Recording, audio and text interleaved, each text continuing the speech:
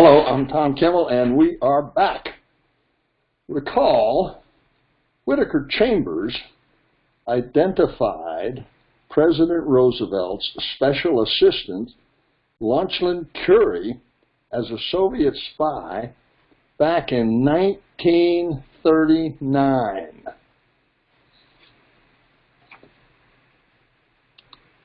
Currie appears in the Venona cables under the cover name Page, and in Soviet intelligence archives as Vim, and as a member of both the Golos and Bentley spy networks. Currie tipped off the Soviets about Venona, perhaps the largest intelligence loss in history. Currie also appears to have been involved in carrying out orders from President Roosevelt to get U.S. intelligence services to return Soviet cryptographic documents to the Soviet Union and to cease decoding operations.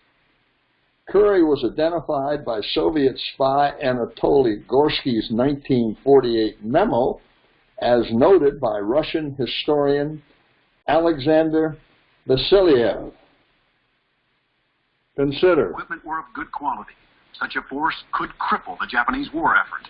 A small number of long-range bombers carrying incendiary bombs could quickly reduce Japan's paper and matchwood cities to heaps of smoking ashes. Now, those were Chennault's words. The question is whether his plan was backed up by the White House. That's the crucial question we wanted someone to answer. But after half a century, we thought that might be impossible. Well, surprisingly, there is one key figure from FDR's White House who is still around to answer our questions. His name is Lauchlin Currie. In 1941, he was one of the president's closest advisors, Roosevelt's personal envoy to China, and Claire Chennault's biggest supporter in the White House. Today, Currie lives in South America. He is 89 years old, and his voice is frail. But he did agree to help us understand those dramatic days preceding Pearl Harbor. Claire Chennault wanted to bomb Japan, didn't you? Yes, very much so. You were an enthusiastic supporter of Chennault's plan. Oh, yes. And I helped in every way I could. To push the plan through, to see that it was executed. Oh, yeah, the whole project is. This was the secret plan, as presented to President Roosevelt, called JB 355. JB standing for Joint Board, which is the equivalent of today's Joint Chiefs of Staff. Discreetly labeled aircraft requirements of the Chinese government, it lists among the strategical objectives destruction of Japanese factories in order to cripple production of munitions and essential articles for maintenance of economic structure in Japan. The distances from Chinese air bases to target cities in Japan are clearly mapped out. Nagasaki, 730 miles from Chuchao. Osaka, 1,060 miles from Manchao. Tokyo, 1,780 miles from Hangzhou. Was it workable? Were planes available that could do the job? An entry written by renowned General Hap Arnold says, the Lockheed Hudsons have ample range to perform missions against targets in Japan. Advanced bases are available in eastern China. It is 1,300 miles from these advanced bases to industrial Japan. The plan was signed off by the Secretary of War, the Secretary of the Navy, and approved by FDR. The date, July 23, 1941, almost 5 months before Pearl Harbor. You worked to make sure the bombers were in the pipeline, to see to it that this happened. That was my job, yes. And the pilots? And the pilots, yes. On July 22, 1941, you sent a secret cable to Chennault. I am very happy to be able to report that today, the President directed that 66 bombers be made available to China this year, with 24 to be delivered immediately. Why would you be procuring bombers? Well, naturally, the purpose of bombers is to bomb. Can't pretend that we didn't know what the bombers were for. And according to this plan, they were going to be manned by Americans. Volunteer Americans were paid. They were mercenaries. But the White House was very much in favor of it. They just had the blessing of the U.S. government. And what's your reaction to this? This is important stuff. Secretary of the Navy? Yeah. Secretary of the Army? Absolutely. And High Admiral Thomas Hart involved in it. Admiral Kelly Turner, who was a key figure in naval intelligence. His handwriting is all over this. Okay, here's some questions for you. Why was Curry living in South America?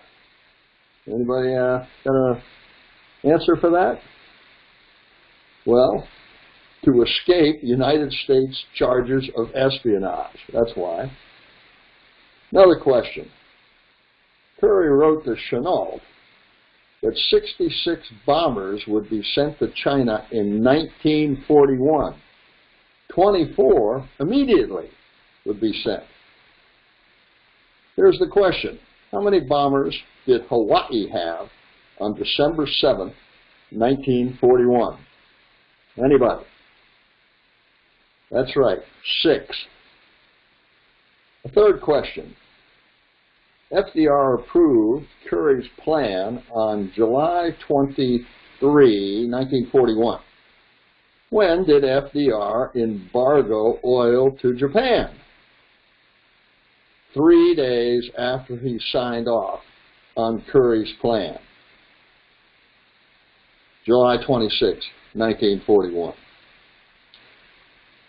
Fourth question. Admirals Turner and Hart knew of Curry's plan. Did Hawaii? No, they did not.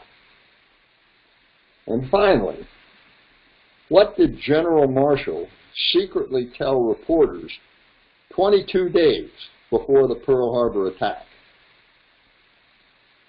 Well, he told reporters that Army bombers could win the war without help from the Navy, while the United States Pacific Fleet would remain out of harm's way in Hawaii. Here's more of Curry and Soviet espionage in China. Vasily Zarubin, remember that name? The NKVD officer recruited Stennis in the 1930s, visited Stennis in China. Walter Stennis was an NKVD agent and Chiang Kai-shek's chief of security. Launchlin Curry, FDR's assistant. February 1941, he was sent to China to support Chiang Kai-shek. Here's a footnote to Curry's compromise of Venona to the Soviets. Carter Clark, Frank Rowlett, Oliver Kirby, all intimately involved in the Venona project. They had to deal with the fact that Eleanor Roosevelt had learned that the Army was decrypting Soviet communications and wanted it stopped. Here's another footnote to Curry's compromise of Venona to the Soviets. Number 23, William Weisband. He was the one credited is the word we're going to have to use, for actually compromising Venona to the Soviets in a big way. An Army sergeant, as I recall. At any rate, I put the Coast Guard up here because it's probably important to know that the Coast Guard was the only national security entity that was not compromised by the Soviets during this period that we know of. Okay, it's time to talk about Japanese spies. This remarkable magic communication of February 15th, 2 weeks after Admiral Kimmel took charge of the Pacific Fleet in Hawaii, was sent from Tokyo directly to Honolulu. Keep in mind now, Honolulu did not have a purple magic machine. So this was sent in a lesser code, J19, giving instructions to Hawaii based upon a previous purple magic instruction, dispatch, number 73, telling Hawaii to gather material, and in gathering this material, Hawaii will pay particular attention to paragraphs 1 and 2. That's of dispatch number 73, which has to do with the strengthening of military preparations in the Hawaiian area and ship and plane movements, particularly of the large bombers and seaplanes. Amazingly, this information, this dispatch, was not sent to Kimmel. Here's Purple Magic number 73. Again, on February 15th. Information we particularly desire with regard to intelligence involving the United States are the following. Military preparations in the Hawaiian area. Forward these copies as minister's instructions to Honolulu. We have decided to de-emphasize our propaganda work and strengthen our intelligence work in the United States. This is a particularly important purple dispatch, and we'll talk about it shortly.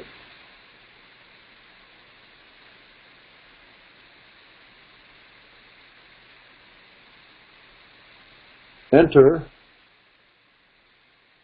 the Hawaii Times, March 27th, 1941, announcing in the newspaper that Tadashi Morimura, newly appointed secretary of the local Japanese consulate general, arrived here this morning on the Nitamaru from Japan. His appointment was made to expedite the work on expatriation applications and other matters. What could those other matters be? Well, here they were. In 1942, Lieutenant Connaughton, reviewing pre-Pearl Harbor dispatches, counted 147 total Japanese ships in harbor spy reports, of which, between August and December 1941, 68 pertain to Pearl Harbor, 55 to Manila, 8 to Panama, and 6 to Seattle. And of course, Pearl Harbor and Manila were attacked. But who is this Tadashi Morimura? Well, he was the chief spy ordered to Hawaii and given these instructions. Nowhere else were Japanese spies given this type of specific instruction. On September 24th, 1941, Tokyo ordered Hawaii spies to report ship movements in accordance with the bomb plot message. November 15th, Tokyo ordered Hawaii spies to report ship movements twice per week. November 18th, 1941, Tokyo ordered Hawaii spies to report on vessels anchored at Pearl Harbor. On November 20th, 1941, Tokyo ordered Hawaii spies to investigate comprehensively the fleet.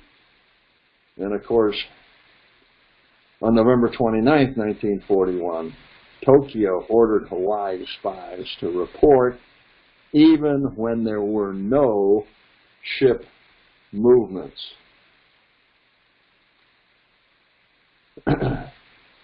This remarkable spy message was sent from Hawaii spy to Tokyo on December 6th, but it was not translated until the day after the attack. The Hawaii spy went so far as to say there is considerable opportunity left to take advantage for surprise attack against Pearl Harbor, Hickam Field, Ford, and Iwo. On November 22nd, 1941, Tokyo changed its deadline from November 25th, 1941 to November 29th, telling its ambassador in Washington that, and I quote, "There are reasons beyond your ability to guess why we wanted to settle Japanese-American relations by the 26th. But it's apparent from this December 6, 1941 Hawaii spy report to Tokyo that it was not beyond Yoshikawa, the real name of Morimura, was not beyond his ability to guess. He figured out the plan." Ladies and gentlemen, if Admiral Kimmel or his intelligence officer Layton or his signals intelligence officer Rocher had had any idea of the vital intelligence available in the ships and harbor messages, it's only natural that they would have assisted in their prompt handling.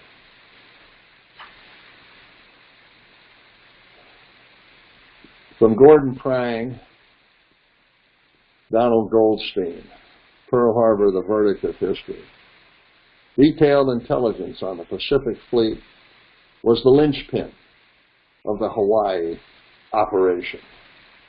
The prime error lay in keeping from the Hawaiian commanders the contents of the consular messages, especially the bomb plot series. The fact that Washington did not evaluate this information at its real worth is inexcusable. No attempt to explain away or minimize these messages stands up before their content. So, what did J. Edgar Hoover, the director of the FBI, and Admiral Kimmel have in common? Well, the FBI was charged with combating espionage within the United States. On February 15, 1941, Tokyo dispatched to Washington a detailed outline as to the type of espionage information desired from this country. The FBI was never informed of this vital magic information necessary to the success of its work. That's right out of the Joint Congressional Committee report, as you can see on page 261. So, as to the question, what did J. Edgar Hoover and Admiral Kimmel have in common? The answer is, they failed to do their jobs. To answer the question further, I'll paraphrase the words of the Joint Congressional Committee, as pre-approved by J. Edgar Hoover. We, that would be Mr. Hoover and Admiral Kimmel, were denied vital information necessary to the success of their work. The FBI did not succeed in its work to detect Japanese war plans to attack Pearl Harbor. Ditto, Admiral Kimmel. Obviously, J. Edgar Hoover did not want the FBI to be the scapegoat for Pearl Harbor. So naturally, in 1946, when he finally found out that vital information necessary to the success of his work had been denied him, he felt justifiably betrayed. He wrote, "It is a well-known fact, Army and Navy always try to pass buck, and I don't want the Bureau, the FBI, to be the goat." He also wrote that the failure of the Office of Naval Intelligence and the Military Intelligence Division of the Army to advise us, the FBI, of these vital magic messages should be kept in mind. It was definitely a violation of the delimitation agreement. He wrote further, make certain there are no holes in FBI actions. The Army is a great buck passer and will try to find some out.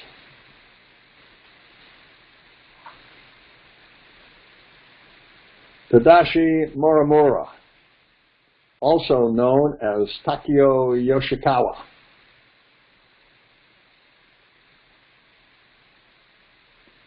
This is an FBI report dated July 15, 1941, file number 65414. In it, confidential informant J1 advised that Tadashi Morimura, a recent addition to the consulate, spends most of his time outside the consular office. Confidential informant N has concluded that Morimura must be an outside man for the consulate. The FBI has still not fully released all files relevant to Pearl Harbor into the National Archives. One of the items not in the archives is file number 6514, which contains intelligence the FBI gathered on the Honolulu consulate in 1941. It was in one document from that file located by authors Anthony Summers and Robin Swan in State Department records that consular spy Yoshikawa was identified as an outside man. Other documents in file 6514 may be equally relevant to understanding the nature of the FBI's pre-attack intelligence. There can be no reasonable excuse for continuing to withhold this material 78 years after the event. The author's Freedom of Information Act request for the file 65414 was still pending at the time of this recording. Here are two more Japanese spies relevant to Pearl Harbor. Frederick Joseph Rutland. This would be Rutland of Jutland, the famous United Kingdom naval war hero at the Battle of Jutland. He was the first to spot the German fleet. As it turns out, he and Lord William Forbes Semple were both Japanese spies under the pay of the Japanese Empire, assisting the Japanese in developing their aircraft carrier operations.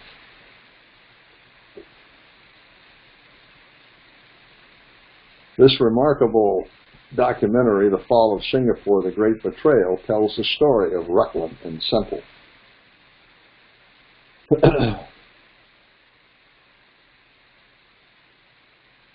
Rutland and Semple helped the Japanese perfect the techniques they later applied against the American fleet at Pearl Harbor.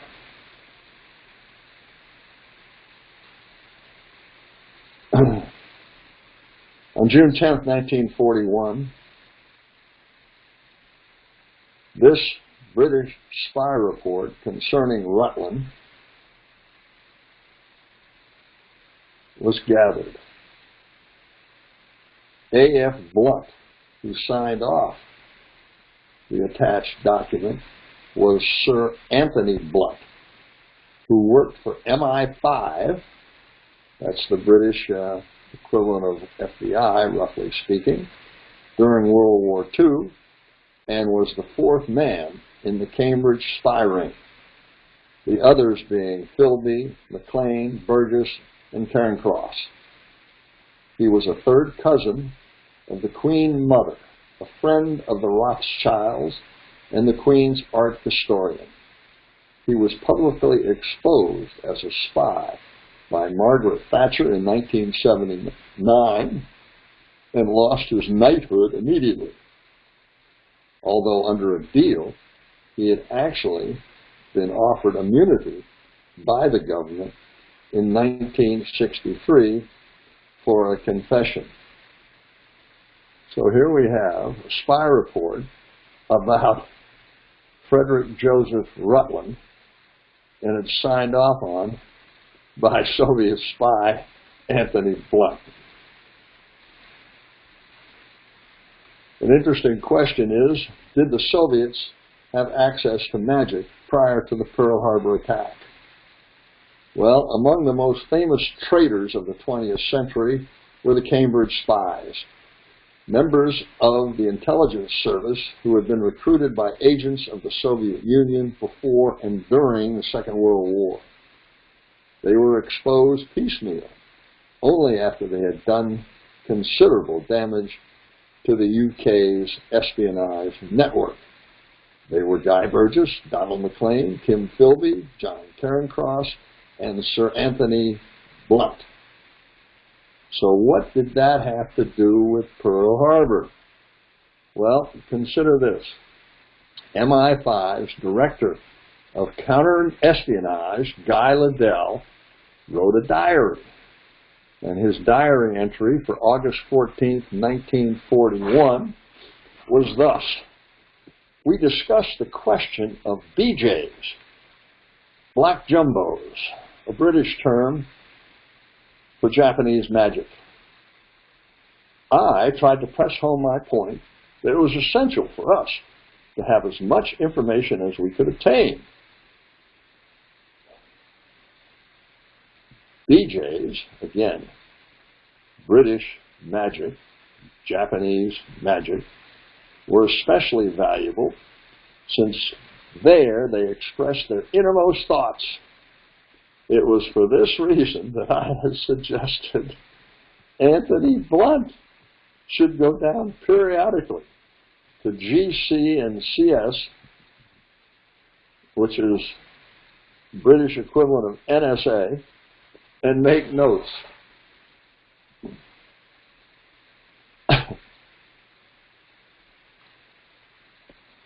Did the Soviets have access to magic prior to the Pearl Harbor attack? Well, according to Captain Lawrence Safford, again, the revered father of naval communications intelligence, concerning magic, he later wrote, the Russian government knew much about magic, and particularly that the U.S. was reading the top Japanese diplomatic cipher because Under-Secretary of State Sumner Welles removed from the magic folder the translation of the magic message in which Hitler had revealed to the Japanese ambassador in Berlin that he planned to attack Russia about June 20th, 1941, and gave it to the Russian ambassador in Washington. We continue. Did the Soviets have access to magic prior to the Pearl Harbor attack? Well, in the book Sword and Shield by Christopher Andrew, based on information smuggled out of Russia in the early 1990s by KGB archivist Vasily Matroikin, the claim is made that the Soviets independently broke into Japanese purple traffic, and these messages contributed to Stalin's decision to move troops from Far Eastern Asia to Moscow in November of 1941. Those messages are said to have been credible enough to convince the Soviets there would not be a Japanese attack on them. Well, interestingly enough, ladies and gentlemen, Matroikin's information in the 1990s pinpointed a spy in the Philadelphia FBI division at the same time that I was the assistant agent in charge of Philadelphia. It pinpointed the fact that in the 1960s, one Robert Lipka had spied for the Soviets against NSA.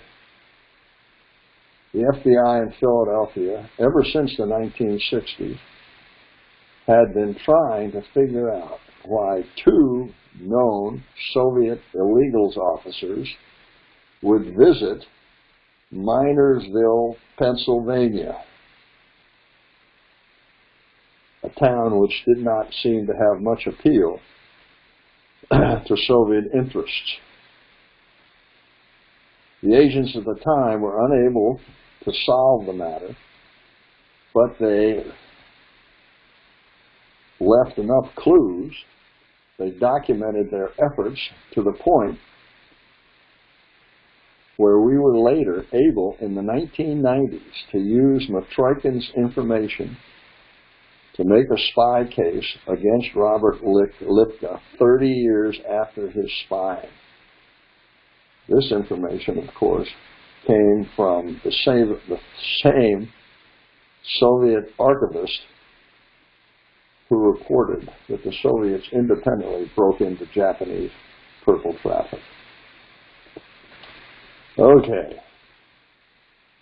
All of this brings us to Harry Hopkins. Was Harry Hopkins a Soviet spy?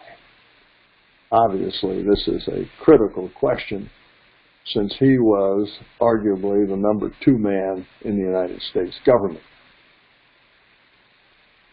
Oleg Gordievsky, a famous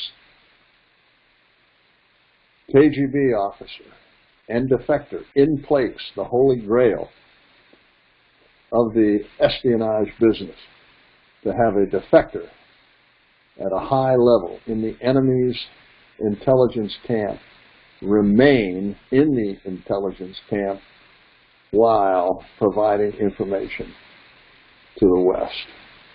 Oleg Gordievsky, for 10 years, provided critical information to MI6. Gordievsky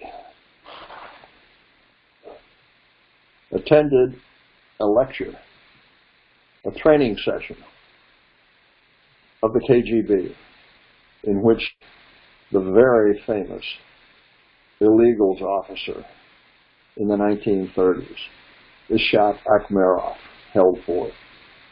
Akhmerov had the distinction of corrupting an amazing number of Americans during the 1930s and early 1940s. Akhmerov, among other things during his lecture, said, according to Oleg Gordievsky, that Harry Hopkins, the number 2 man in the United States government, was the most important of all Soviet wartime agents in the United States. I hasten to add that this assessment is not universally accepted. Nigel West, a noted United Kingdom historian, is unconvinced.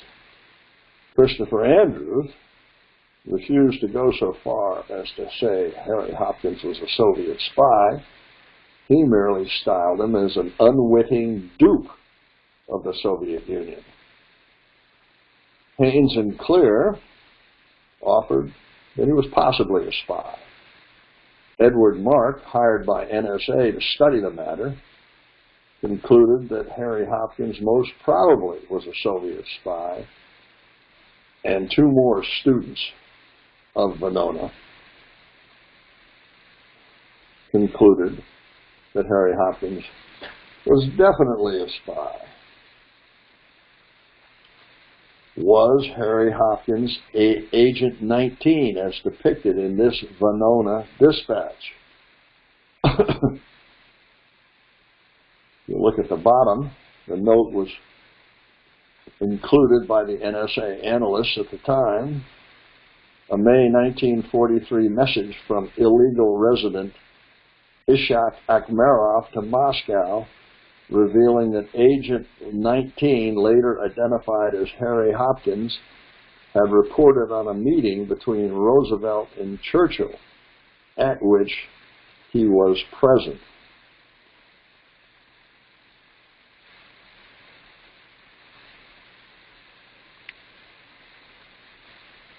In trying to assess whether Harry Hopkins was a Soviet spy or an unwitting dupe, it might be instructive to review his pro-Soviet activities, which included excessive largesse toward the Soviets via Lend-Lease, sacrificing American needs.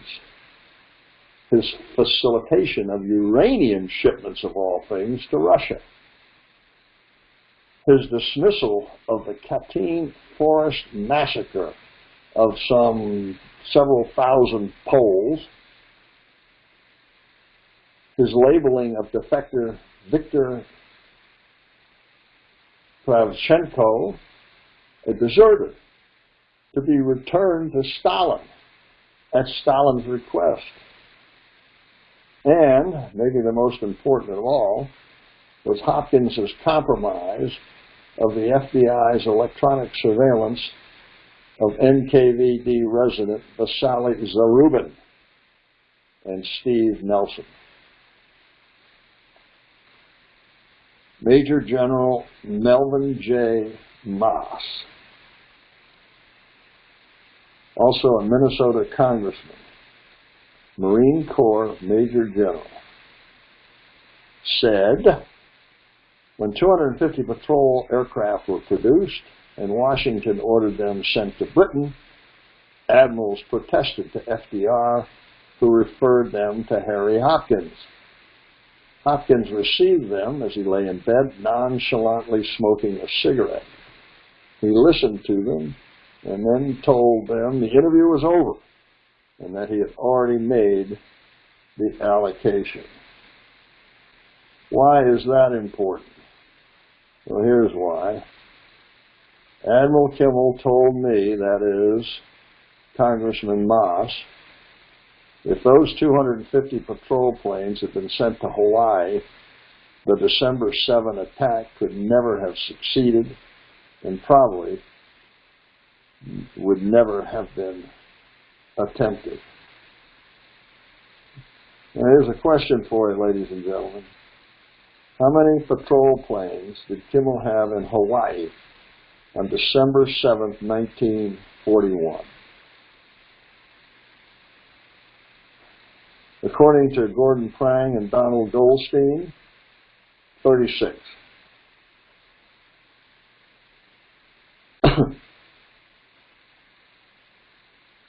Major Jordan was the facilitator of Harry Hopkins' Lend-Lease activities to Stalin. Major Jordan wrote a book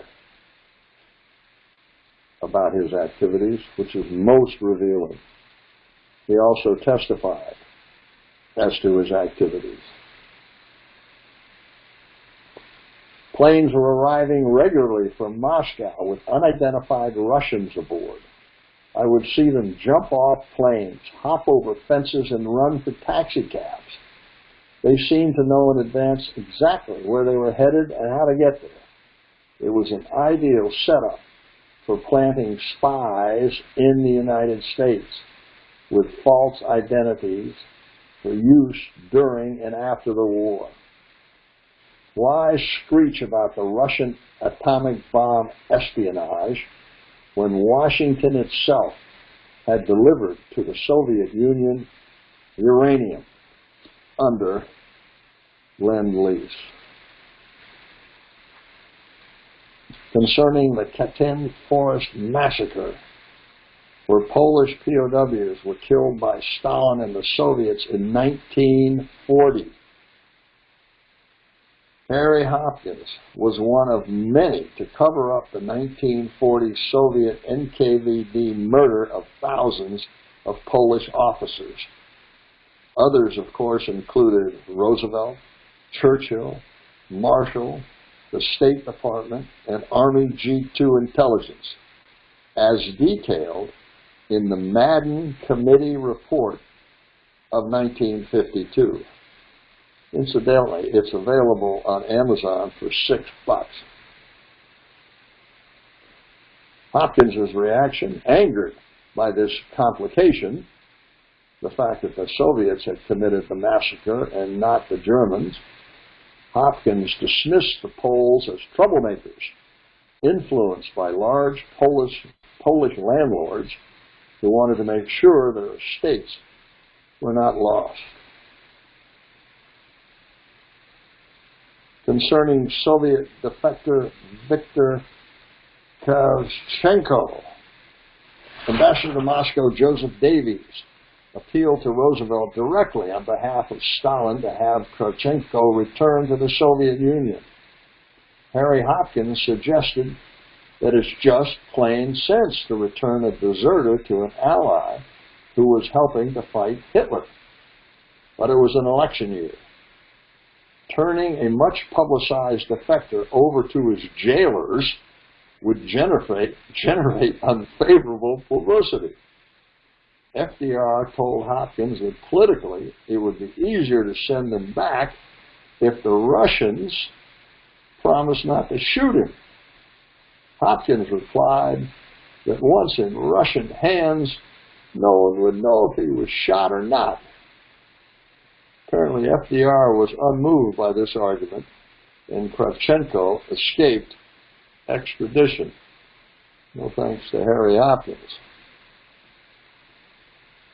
Okay, concerning Hopkins' compromise of an FBI electronic surveillance, J. Edgar Hoover wrote this letter to Hopkins, dated May 7, 1943, revealing that an FBI bug of Steve Nelson's home confirmed that Zarubin had paid Nelson for the purpose of placing Communist Party members and Comintern agents in industries engaged in secret war production for the United States government, so that the information could be obtained for transmittal to the Soviet Union. Hoover, in this letter, told Hopkins that he was instituting a special program to identify all members of the Communist International with which Nelson and Zarubin were connected, as well as the agents of this apparatus in various war industries. Hopkins took this information and warned the Soviet ambassador that a member of his embassy had been detected passing money to a communist in California. But we don't find out that information until 1999, and we get it from a defector, Vasily Matroikin. But for that, we would have had no idea that Hopkins had compromised an FBI investigation. And these are the atomic spies. The FBI first learned of the atomic spies, and indeed the Manhattan Project, from this wiretap. Okay.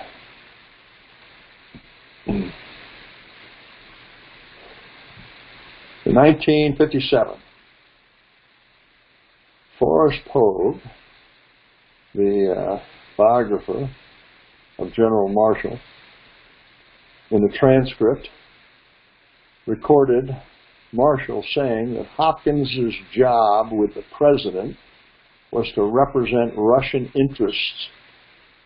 My job, that would be Marshall's job, was to represent American interests. This is a pretty interesting thing to say. And it continued on in another biography of Harry Hopkins, that Marshall always believed that Hopkins had been responsible for his appointment as chief of staff. Okay.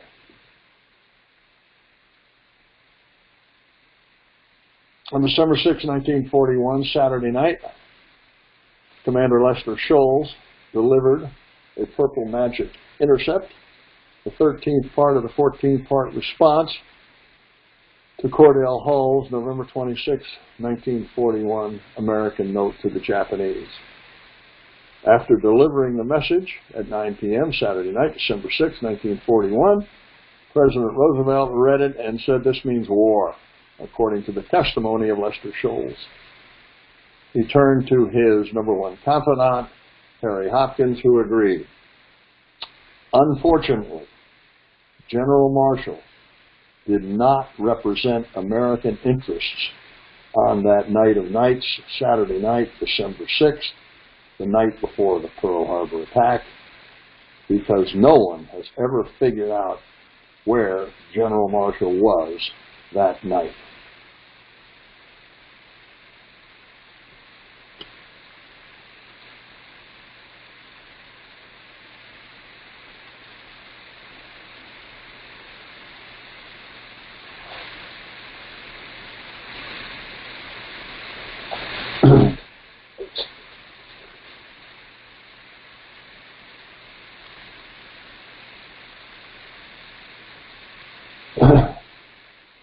All right, ladies and gentlemen, did anyone in the Roosevelt administration question the wisdom of aiding Russia?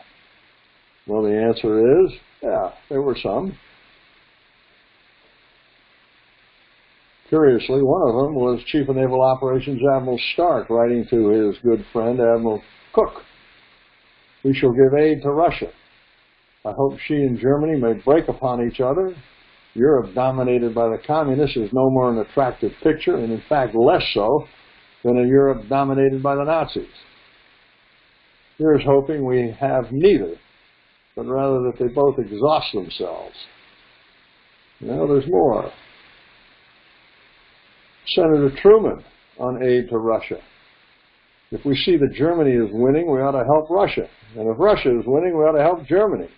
In that way, let them kill as many as possible." How about Patton? This may be the most remarkable of all.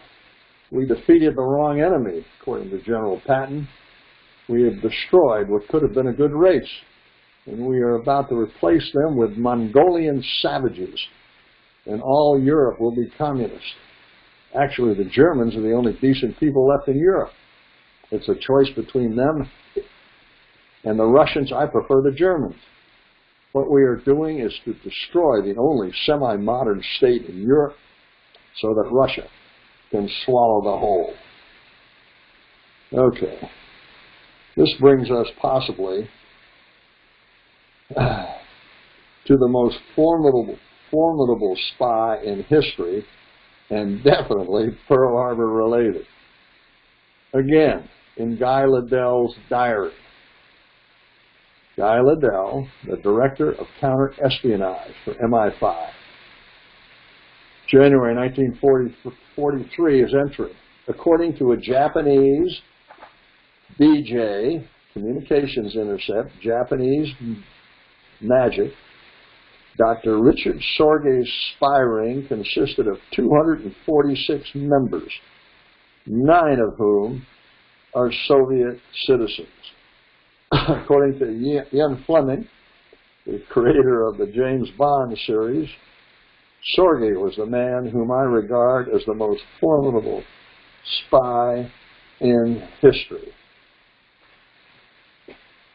And of course, Sorge not only provided stolen documents from the Japanese, he was in a position to influence policy, specifically the policy to strike south and not strike Russia to the north.